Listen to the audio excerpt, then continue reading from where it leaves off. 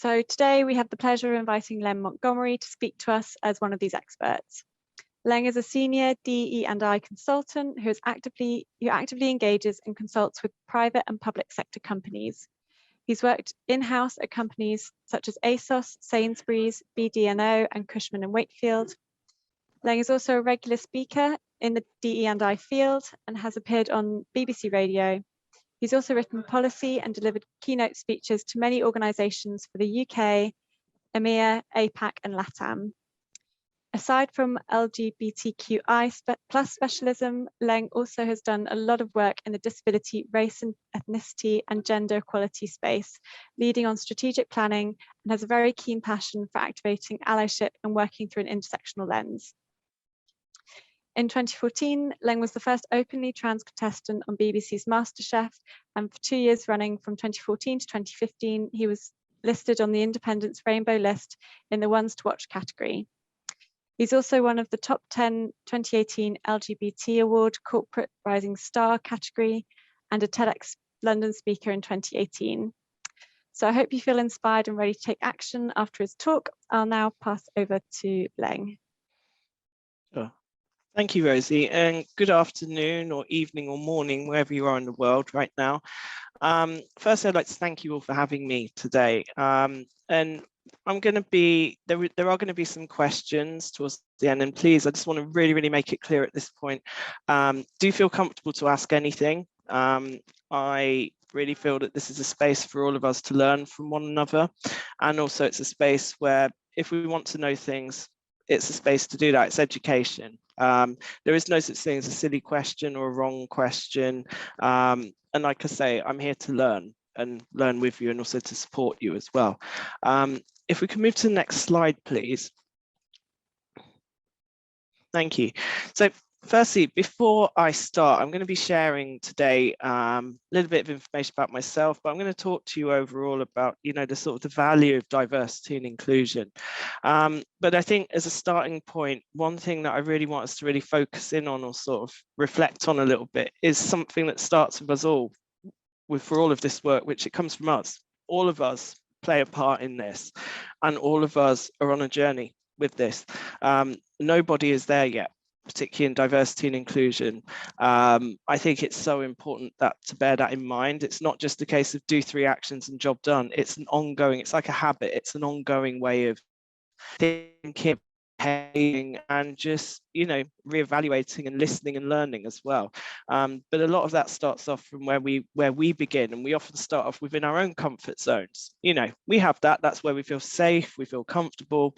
But sometimes, we, in order to get to the growth zone, as you can see in this diagram here, there's a little bit of work that we have to do. Sometimes we have to confront things that like our fear zone, really. So within that, it might be that we're not sure if we have enough information, or we might not be too sure about things. We might make excuses even, or want to hide from situations. Within the learning zone as well, though, that's where we think, okay, we might be able to make mistakes, or we might not get it right all the time. But having that curiosity rather than just hiding from things, I think is a really good place to be. And I find that once you've hit the growth zone, you can actually set new goals. You're going to be able to find purpose, and actually you're going to feel more empowered because you've been engaged and you've been more educated. So when you're feeling those things together, you feel more included automatically, or you feel more inclusive in your behaviors. Now, in terms of my career and my life, really, I've got a massive passion for diversity and inclusion. I've worked in this field for over 10 years. And one reason why I feel like I actually do have the best job in the world is that I definitely learn lots from other people around me.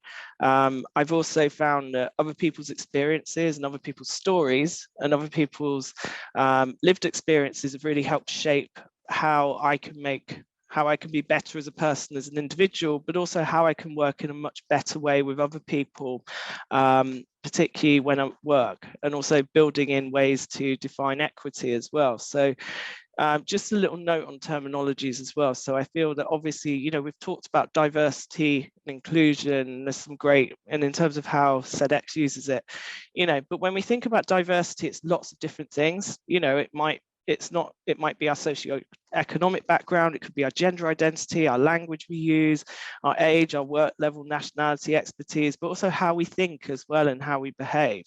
Also relating to that, things like ethnicity and sexual orientation.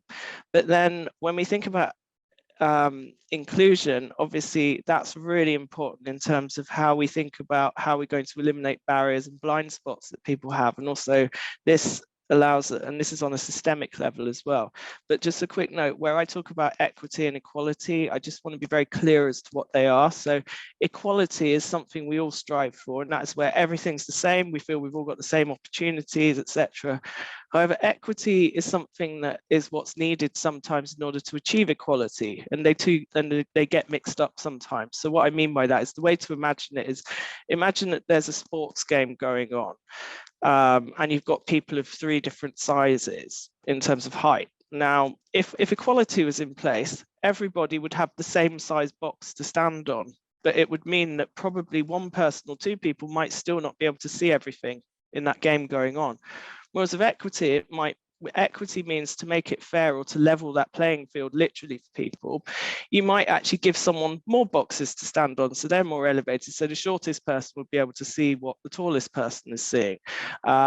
But sometimes when equity is being discussed, people think that's equality, or when they realize what equity is, they sometimes think that's positive discrimination or things like that, when in fact equity is supportive of differences and also making relevant adjustments so that it can level the playing field. So I just thought I'd be really, really clear about that first. Just so we're quite clear if I start talking about equity in terms of what I mean by that. But of course, at any point, and particularly when there's a Q&A towards the end, if there's anything that hasn't quite made sense, or if you've got any thoughts or any opinions or any questions of that, I think it would be really, please feel free to ask a question. I would much rather that you sit and I'd rather, if you don't know something and you've got a question, to ask it, rather than sit there nodding and thinking, I have no idea what this person's coming out about. So I think really that's sort of where I'd like to set the scene. Now, I think really in terms of what I've learned, particularly in the last 10 years, and also what I've learned about myself is, with diversity in particular that we all have with who we are, and particularly all the different intersections that make us who we are as well. What you see isn't always what you get with people. So things are not always visible. So in my instance, I've realized that, and I make this joke sometimes saying I'm not trying to play diversity bingo with people at all, but, sort of when people hear me speak or meet me at first, they just think, well, oh, it's just this other white guy. He's got maybe a slightly soft voice, but, there's nothing else that we can really decipher of that. What's different about you? When in fact, there's lots of differences. For example, I'm not middle class. I was brought up on the dole. My gender identity is not what I was assigned at birth. So I've only lived in a male identity now for the last 13 years.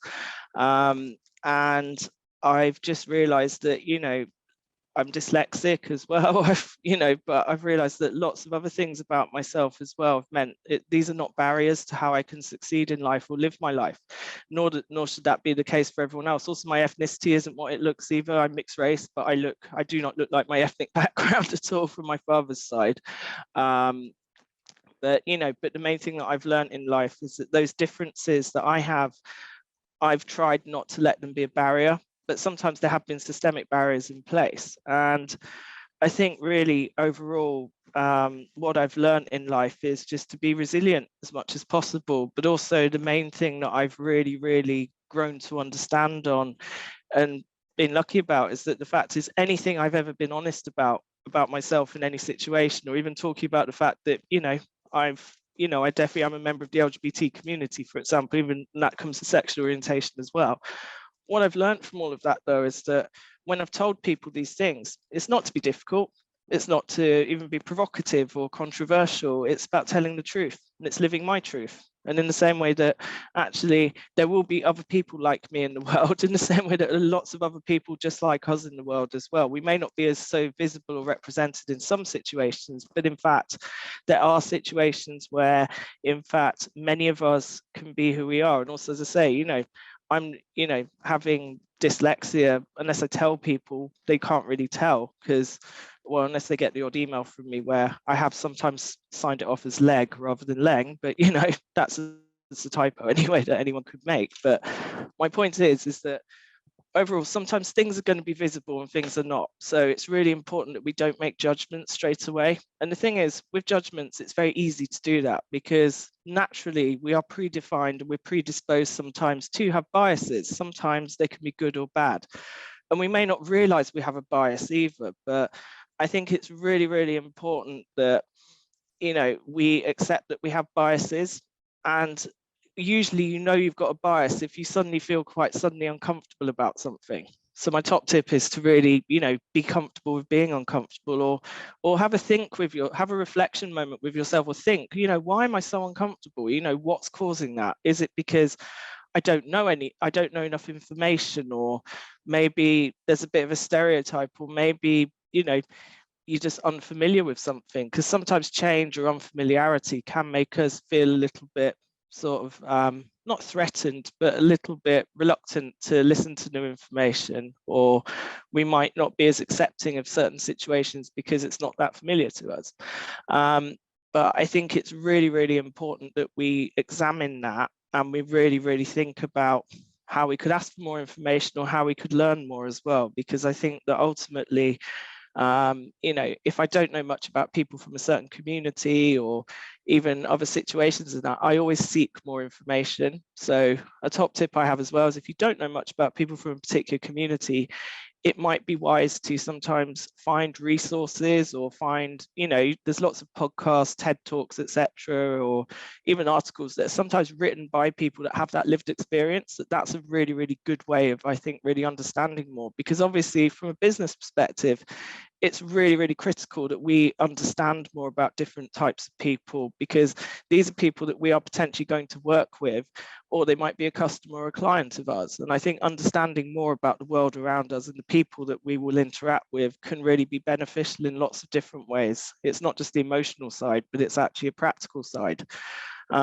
When it comes to diversity and inclusion as well, I think it's fantastic that CEDX now has an inclusion council, and I really, really strongly recommend that all of you get as involved as possible and engaged as possible with your committee, because I think, together, do not underestimate the change that can happen in an organization through the people. Because ultimately, when it comes to diversity and inclusion, the responsibility lies with everyone. Actually, it's not just one person's job. So I've sometimes challenged the concept of people saying, well, you would support this because that's your job. Because actually, no, caring about people, caring about humanity, and actually trying to promote better equality and equity for other people, I feel rests on everyone's responsibility together. Because, lots of voices together makes a louder noise and can make better action. And on the subject of actions, I think it's also really important to bear in mind 3 aspects to how we work. When it comes to diversity and inclusion, I find whenever we're making strategies or things like that, a very interesting time for businesses, particularly with the clients I've had, because sometimes it becomes very emotive in some ways. There are some people that they want a strategy with lots of different boxes and flow charts and swim lanes that, looks like a far more orderly, looks more like something that Mark Rothko, artist, would produce, rather than something that was, sort of very abstract or sort of all over the place. But then there's also other people that, they believe that, they're coming from a very moral perspective, they're leading with their hearts, they're very much like, we need to do this, or, we should be thinking about this, we should care about all these issues. But then there's the other areas, which is the practical elements of, well, what can we do? So I think really ultimately the 2 main questions that I'm always debunking in diversity and inclusion are, sort of like, can I say that, followed by what can I do? And I think that coming to the can I say that part, again, always be respectful and be mindful about how you're asking things, because I think sometimes that's where people can get a bit scared of having questions, and that puts people back in a fear zone. But actually, if you're asking questions in a really respectful way, that's putting you in the learning zone as well. And the more you learn, the more you grow. So I think really tie into those elements together. And also, I think the other thing to really bear in mind is that allyship is something that's a very, very important thing that I think we should all embrace in terms of a mode of thinking and a way of behaving, partly because it's really critical that we step up as that. And if we can move to the next slide, I'm going to talk you through a few points of that. So in terms of being an ally, I'm sure some of us have heard that term, but in terms of, you know, an overall action or behavior thing, there are behaviors attached to it, which I'm going to talk you through a bit slightly. Now, when it comes to allies, we all go on a bit of a journey with that. You don't just wake up one day and want to put a cape on, because I think the thing to bear in mind is that all of us in some way, shape or form carry some form of privilege. You know, we can define, you know, lots of different types of privileges, but actually I'd say the majority of us on this call will have some sort of privilege or another over someone else. So I think it's really important, you know, rather than feeling ashamed of privilege, it's good to acknowledge it though, and you have to be acknowledging of it. The best thing you can do with privilege is use your privilege for good. And the way to do that into an action that will incorporate the head, heart and hands I've talked about previously is by being an ally. But there's a journey you go on. So just at a high level here, and just for you to see here. So sometimes people start off with, well, I don't know what to do. Or a situation happens and you think, I wish I knew what to do, or I should have done something. That's typically, you know, what happens. You might hear something or you might see something and you think, I wish I'd have done something, or what should I have done? So, you know, sometimes we start off in a slight apathetic thing where you're not quite sure, or you're not sure what to say. Let's face it, you're like, well, will I get it wrong? Will I offend someone? But then the more that you read and the more that you listen to other people as well, so that's really critical. Always listen to the people that you're trying to support or be an ally to. That enables you to know what the basic concepts are and how to, you know, sort of how to know when to step in, but also know when to just sit back and support as well. Because sometimes if something happens to someone else, you don't have to just dive in and try and save the day.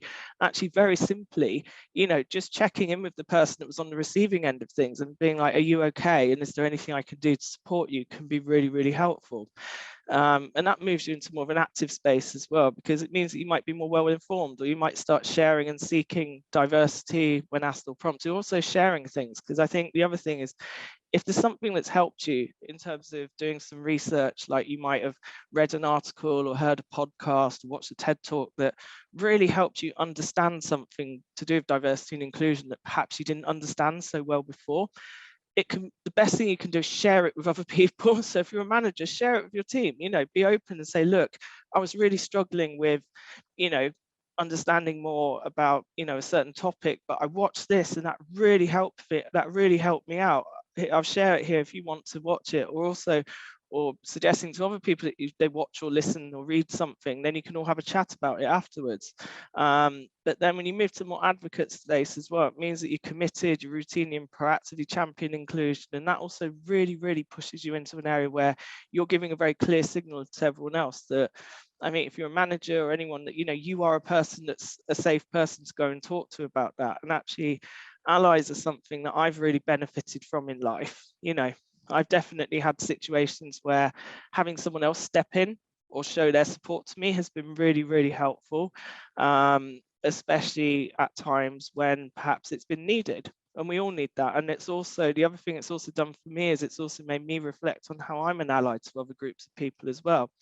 Because I sometimes have really stepped into situations where I didn't have to necessarily do it because it was part of my job, but I definitely found myself in situations where I knew it was wrong and I knew I could use privilege accordingly to challenge things. So an example of that is I was in a situation once where I overheard a lot of sexism going on.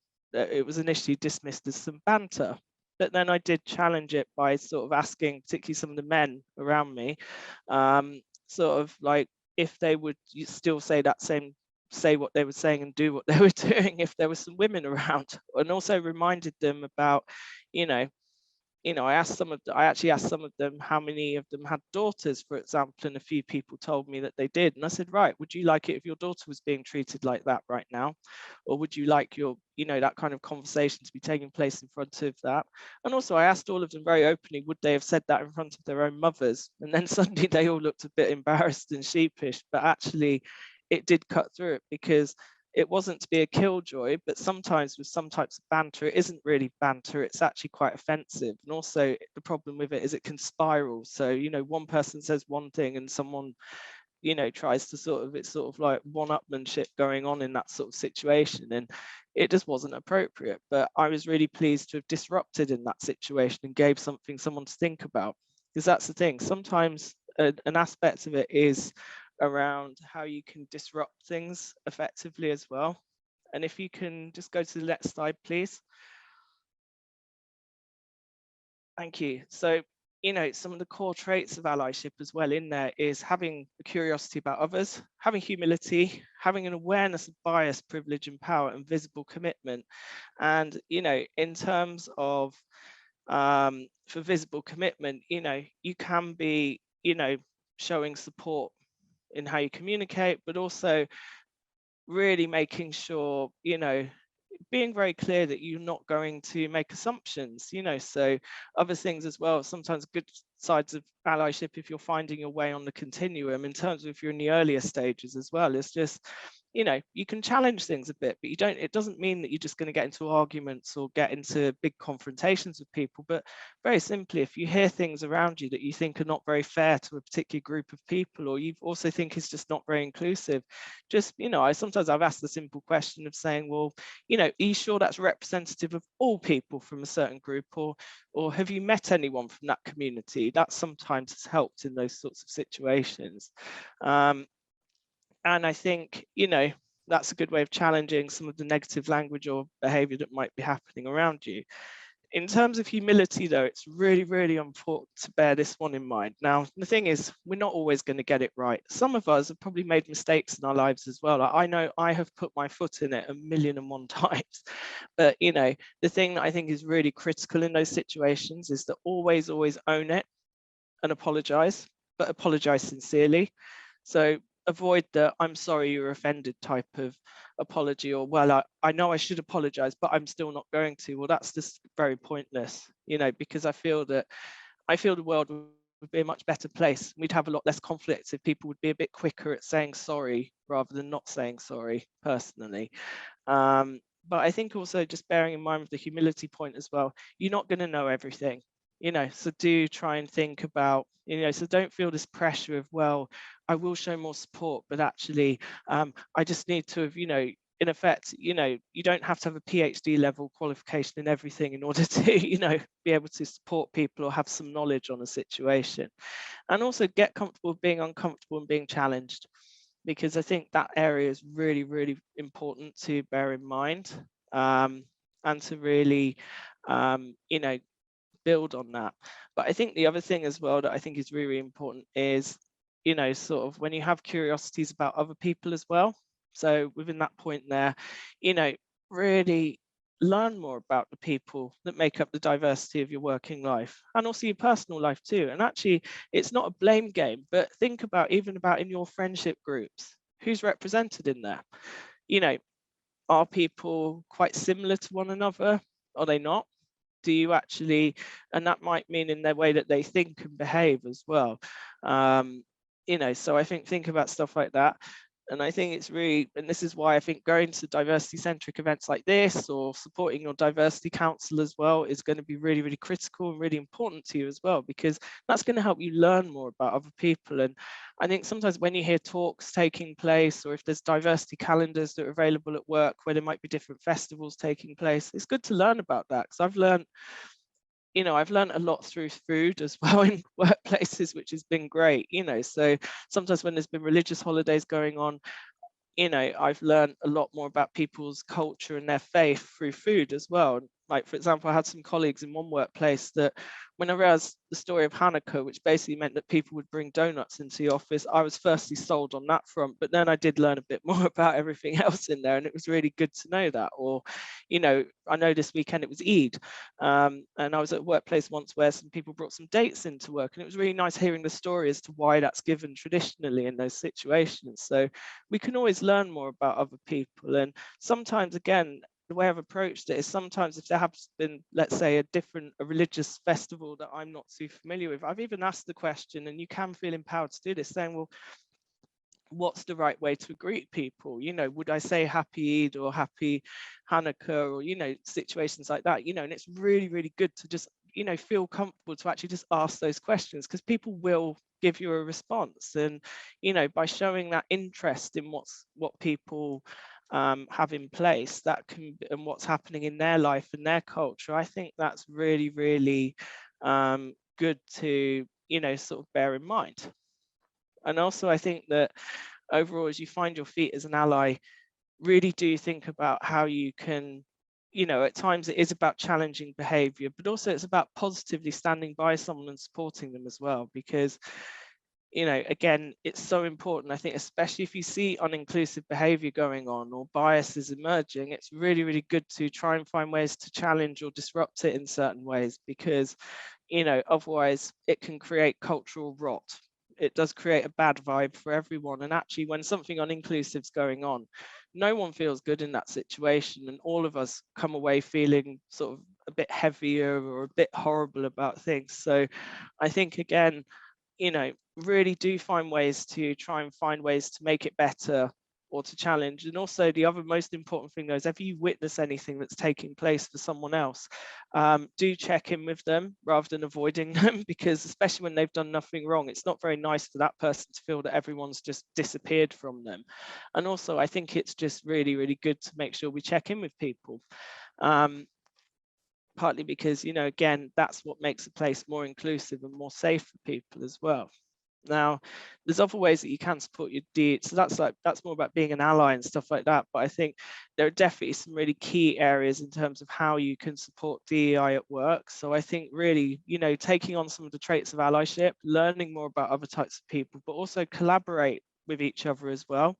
You know, the more of you that work together on things, or even have more wider conversations, that can actually drive inclusion and really bring it to life.